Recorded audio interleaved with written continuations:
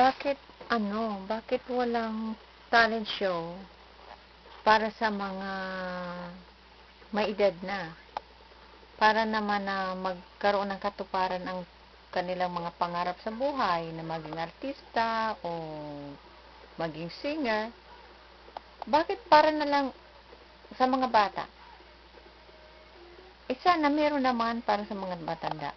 Kasi nung bata pa sila, baka may nagsabagal, walang pera, kakulangan sa pera, sa panahon, kaya hindi natupad ang kanilang mga pangarap. Ay, di ba, mahirap naman yun na mamamatay ka na walang katuparan ang iyong pangarap. At siguro kahit nasa langit ka na, at nagsisisi ka pa rin, bakit hindi mo natupad yung pangarap, di ba? Sana naman magkaroon ng talent show para sa mga matatanda. Kasi, unfair naman yun. Hindi lang sana sa mga bata, sa matanda rin. Katulad ko, hilig ko maging artista. Pero, paano? Kasi kung meron talent show, masali ako. Marunong ako mag-arte. Marunong din ako magkanta. Marunong din akong sumayaw. Pero, ako matanda na. Kaya paano ko gagawin yun? Sana meron talent show para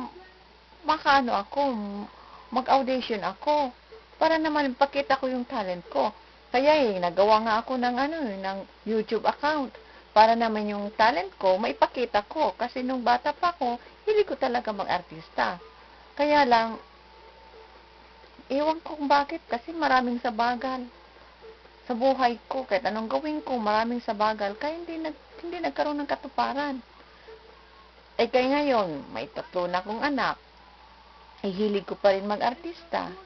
Kaya, ang ginawa ko, nauwi ako ng Pilipinas. Nag-try ako mag-artista noong 1994. Wala. Linoko lang ako ng talent manager ko.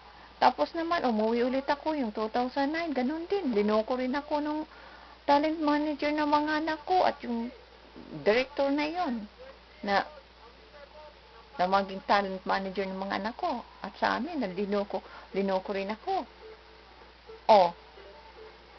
Sana naman sa pangatlo, magkaroon na rin ng katuparan. Kasi, sayang naman ang talent ko. Mahilig ako magkwento. Mahilig ako magsulat.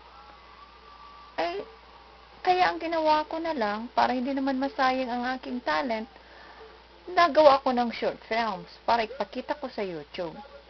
Kasi, hindi ko magawa-gawa yun kasi wala naman ako mga extras dito para magawa ko yung mga short films ko. Kaya minsan, ako na lang nagawa. Pag uwi ko sa Pilipinas ulit,